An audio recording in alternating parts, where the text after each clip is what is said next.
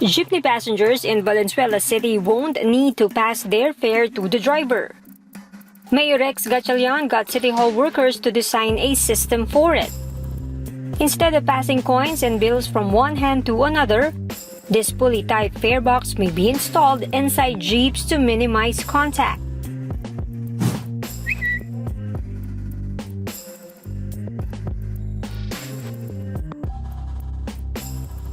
One netizen asked the mayor,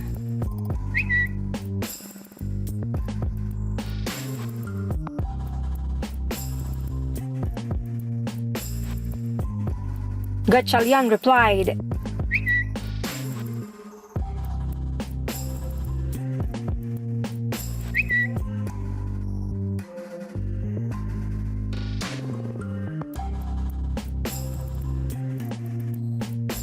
in the City Hall, Gatchalian has made these instant solutions in preparation for the new normal.